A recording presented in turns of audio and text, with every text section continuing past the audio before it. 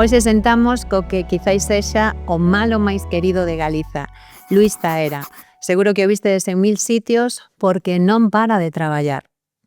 Hola, son Luís Taera, a miña terra Galiza está en perigo. Non sei que che levou a posicionarte neste tema de Altri. Non sei, creo que estaba bastante claro, non? Eu creo que xa chega cunha celulosa que xa temos o problema do monocultivo de eucalipto que hai aquí en Galiza e ostras, non sei, esa chea de agua que consumía, non sei, parecíame unha abominación, sinceramente. Un dos sitios aos que lle iba a afectar a macrocelulosa era a Illa de Arousa, sí, que creo tampouco non sei ti como viviches eso persoalmente, que che decía a xente dali. Claro, que a xente dali de Arousa está... Claro, a xente do mar estaba... Home, moi impactada, non? Porque xa, bueno, pois haberá un lote de industrias xa que verten, pero que eso era era definitivo, eu non sei, pois para Galicia non era, inda por riba que non se, que houve un pouco de trampa, non? Que se vendeu como... Si iba a ser unha biofábrica. Iba a ser unha biofábrica, ¿no? Houve un pouco de trampa, por de tongo, como diría meu pai, non? E a xente de Arousa, bueno, que eu que é ca que trato eu, pois estaba moi doída, moi... Pero bueno, ao parecer, pois todo acabou máis ou menos ben, estar arquivada e... A ver. Bueno, ainda temos que esperar a que se arquive definitivamente, é certo que o anunciou o goberno, non? Pero... Sí, home, sexamos... No esperamos que non nos den un tongo tamén nesto. Claro que non haxa outro tongo, home, esperemos, porque creo que non sei que hai outras formas de dinamizar, non sei, que a economía galega pois pode dinamizarse de outro xeito que non dese, que non me parecía. Sí, hai agora mesmo un debate que lle pasa a moitos actores, a moitas actrices ou directores, non? Si é alguén que un personaxe público que ten oportunidade de falar ante os micros debe posicionarse. Ti como estás vivindo todo este debate? Home, si había aquel acomodador, había un acomodador en Madrid que me decía: "Hostia, ti non te posiciones, Luis, porque ti tes que actuar para los rojos y para los azules", me decía, pero, home, claro, era un señor maior e fíxome moita... Bueno, fíxome coña, pero creo que hai que posicionarse, decir que, home, eu, pois... Joder, o teño dito en moitas entrevistas, pois eu levo votando toda a vida o Bloque Nacionalista Galego, non sei, creo que hai que posicionarse e intentar conciliar como persoa pública que eres, pois un pouco, non sei, ser educado, chegar a todos os sitios, que todos nos levemos ben, loitar contra isto que estás dicindo ti agora, de que agora hai que ser dun bando ou doutro, que naturalmente que hai que ser dun bando ou doutro, pero levándose mínimamente ben ante esta confrontación que estás, bueno, que sabiamente estás comentando, pero si non, eu posicionome como un home de esquerdas. Tamén é certo que estamos vivindo un momento moi perigoso, non? Están pasando cousas no mundo que nos toca moi... Sí, non, que nos teñen que tocar, non sei como vives ti todo o que está pasando en Palestina, ou que de repente teñamos a un criminal e a un xenocida como Netanyahu bombardeando Irán.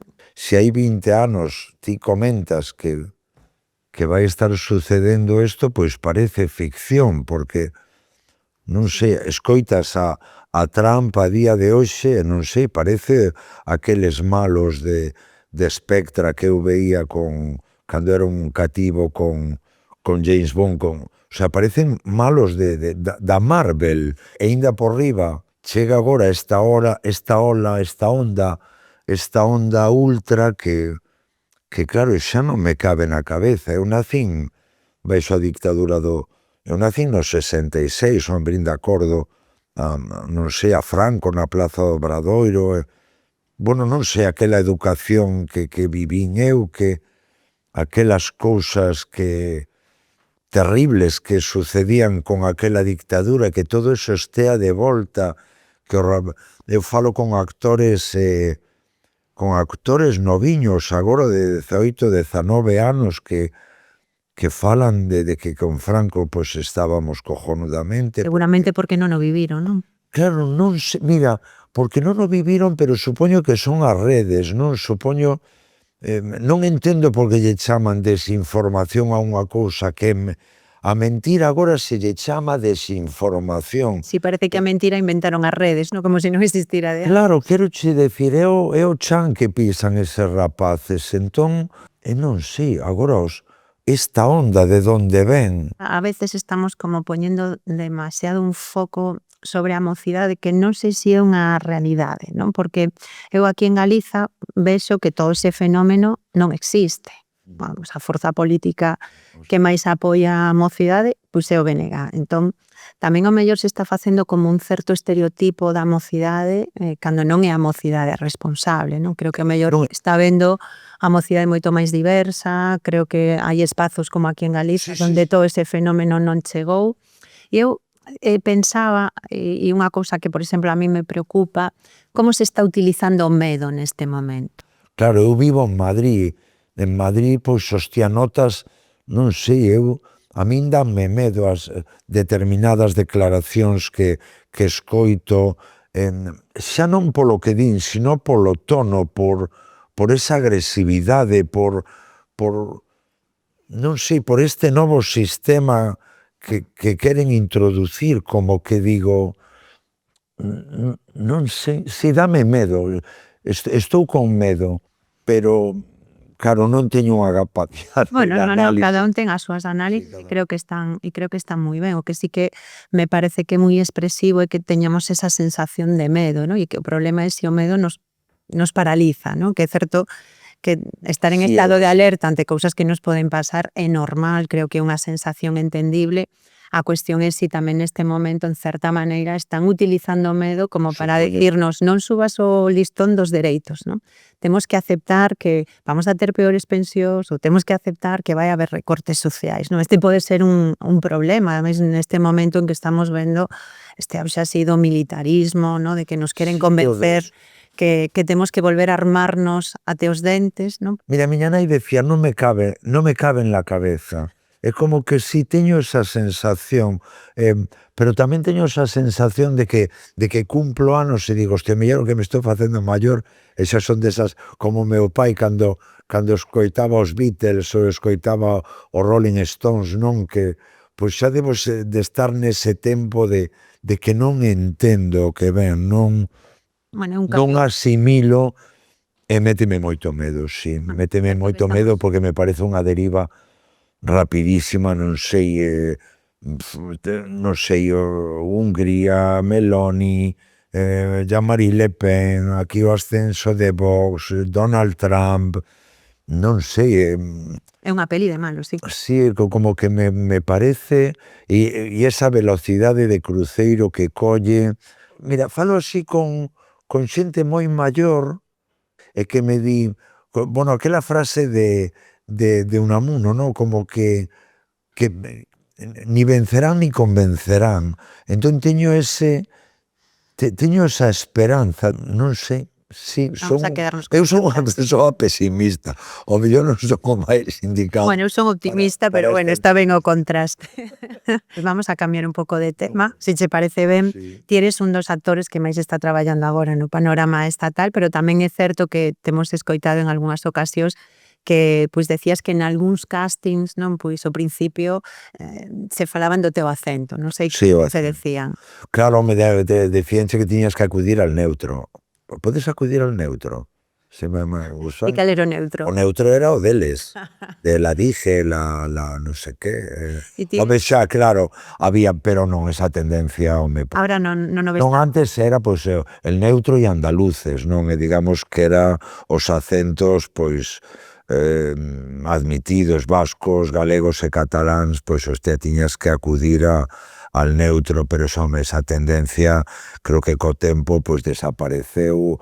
Agora, non sei, Bueno, é a moi ver, raro. non sei se sigues vendo así moitos prexuizos sobre nós, no? Porque, por exemplo, estamos vendo no audiovisual que se fan moitas series que a veces, pois, os narcos ou unha Bueno, fase moi sí, atrasada de Galiza, non sei a ti que Galiza te claro, gustaría ver. mira, son respetuoso con eso. Vamos a ver, a mí hai xente que, claro, que me di efectivamente isto que estás contando, non?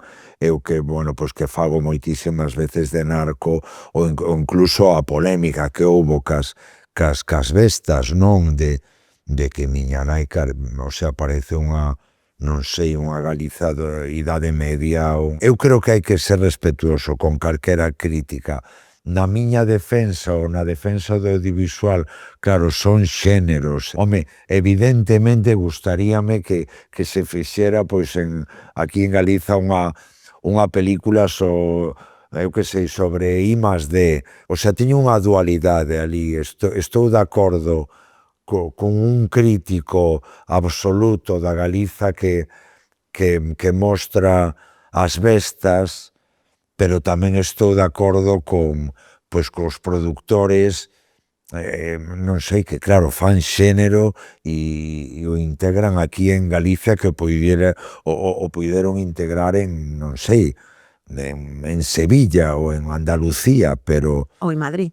ou en Madrid, pero creo que hai que ter esa liberdade. Tú sigues tendo moito vínculo así con Galiza, no? Que Sí. o lugar no que te criaches, que queda daquel neno que se criou na peruca? Home, pois eu que sei, quedase neno porque este traballo, pois tes que ser o meniño que eras, e iso, boto moito de menos os brans ali na peruca cando ibas nos carros das vacas, daballe de comer aos porcos, ordeñabas as vacas, vendín ali en setembro con aquelas texoiras. Home, a felicidade é a infancia, non? Eu gústame moito esa frase e espero que quede bastante daquel meniño. Nesta última, bueno, unha das últimas series que vimos, na que ti participas, que é Animal, volves ao rural, non? Sí, se volve. Que se parecen Taera e Antón? Si se parecen en algo.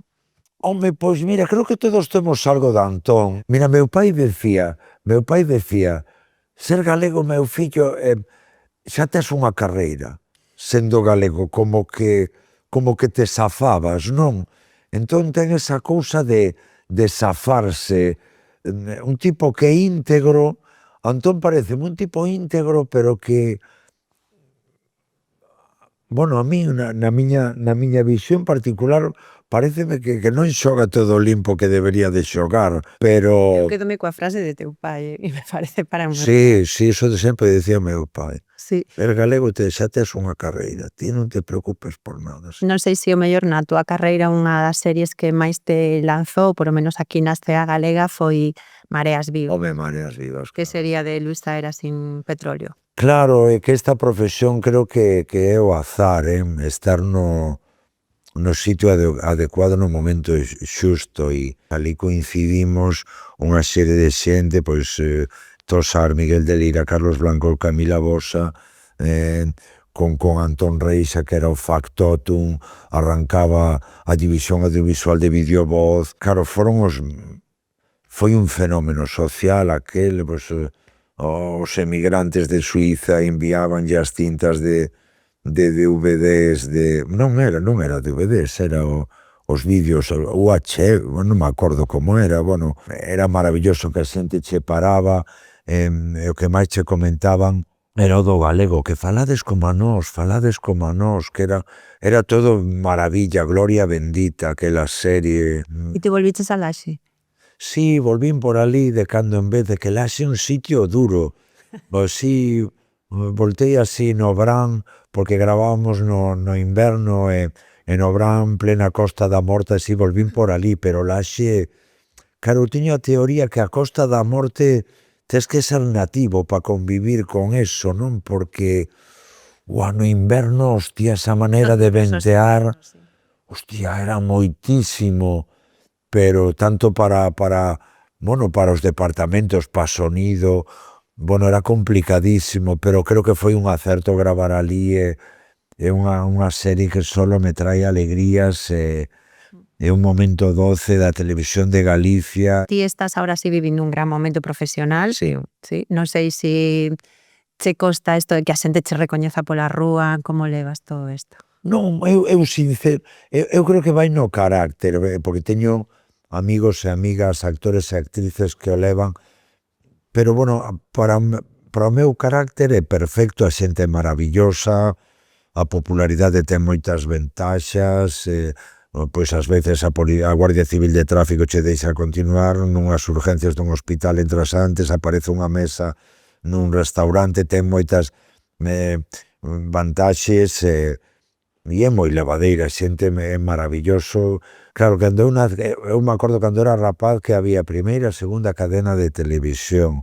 Despois, cando empecé a interpretar, pois veo as autonómicas, as comunidades históricas, pois vascos, galegos e cataláns que empezaron a producir un lote. Cando marchei pa Madrid, pois empezaban Antena 3 e Telecinco, e cando era mínimamente popular chegaron as plataformas, co cal, pois sempre fun un surfista que estaba enriba da onda.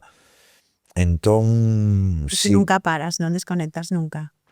Claro, teño que empezar a desconectar, porque recoñezo que me metí nun lío teño que aprender a decir que non, porque nos educaron para traballar, e que se non traballabas, acababa esa educación que tivemos os da nosa xeración, que se non traballabas, pois ibas a acabar embaixo dunha ponte, na indigencia, todos eses medos que nos metían, e caín nesa marmita, e agora recoñezo que estou con un pouco de ansiedade, ademais teño como doble ansiedade teño ansiedade de traballar e teño ansiedade de pensar en parar en traballar, entón estou nun bucle, pero no meu beneficio, por decir algo bonito, estou namorado desta profesión, caseime con esta profesión, non sei, levo moi a rajatabla, pois eso de entreter, de que agora falaba con Lola Herrera aí atrás e me decía, hostia, non abandones ese monólogo porque é terapéutico facer rir agora a xente, non? Porque a xente está moi encollida, a xente está... Entón intento enfocar este traballo así, como que entreter é algo terapéutico, pero teño que aprender a decir que non. Bueno, lín por aí que tamén traballaches en Nova York. Sí, traballei en Nova York o ano 90 e o ano 91. Non era Hollywood.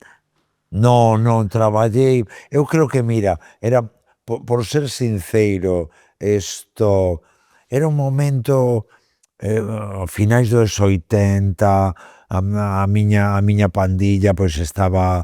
había bastante problemas cas drogas, era un momento así terrorífico, e creo que miña nai pois foi aí moi hábil, entón largoume pa ali porque éramos un desastre, e aquilo serviume pois para aprender, para organizarme eu sosiño, chamar por teléfono, creo que ven moi ben airearse. Si, botei 2 anos ali, que traballei de todo, na pintura, nun cuchifrito, nun restaurante de luxo, colgando os abrigos na demolición, bueno, de todo, e viume moi ben o de coller as riendas da miña vida, porque estábamos así aquí en Compostela, a nosa pandilla un pouco liaos, e había que sair daqui. Os 80 foron duros, houbo moita xente que non caeu nesa onda que había das sustancias no noso entorno, caímos, e aí miña nai creo que estivo moi acertada, e dixo, hai que largalo daqui, e veume moi ben, o mellor salvou unha vida aquelo. A peruca ou a praza de San Martiño Pinario? Ai, home, que ali viviu, claro, meu avó, meu pai, e eu non, quédome ca peruca, a infancia, si, ca peruca. Luís, era a cociña? Cal é o teu prato estrela? A miña comida preferida, as ostras, eu como miña nai, o que máis me gusta no mundo, as ostras. Mira, un referente galego e non vale que sexa nin actor nin Un referente, supoño que Castelao, non coñezo moitísimos, non sei, meu pai diría Otero Pedrallo, eu diría Castelao, porque non sei, me fascinaba de pequeno todo aquel mundo del, ou Valle Inclán, pero, claro, non fun educado moito nos referentes galegos, que debe de haber moitísimas mulleres referentes galegas que descoñezo, pero bueno, me quedaría con Castelao. un tópico sobre os galegos que odies. O de malo será. Ostras, non podo con el, o de malo será. Nunca o entendí, malo será. E un que che faga Malo será que, como decía Miguel de Lira, e era millor morrer, era millor morrer. e un que che faga rir. Outro de Miguel. Gustábame a primeira vez, estábamos grabando Mareas Vivas, e a primeira vez que se sentí decir a Miguel de Lira non era nada, levaba moito na mão. Gustábame moitísimo aquelo. E cal é a túa principal virtude? Pois home, o que din as miñas irmás, que son moi traballadoriño. E o principal defecto? O meu primal, pois mira o que din as miñas irmás, que son moi inxenuo e moi infantil. Quedarei con a opinión das miñas irmás. O teu lugar favorito no mundo? O meu, home, pois non sei. O meu, bueno, pois a Illa da Rousa, veña. Ou non, Compostela, que son Compostela. Na túa casa nunca falta?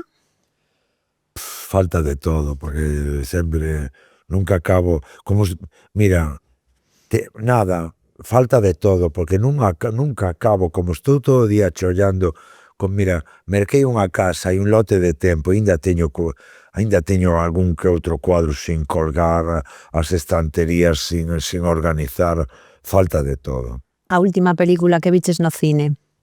Aí a última, pois esta que comentábamos antes, de Paul Thomas Anderson, unha batalla tras outra.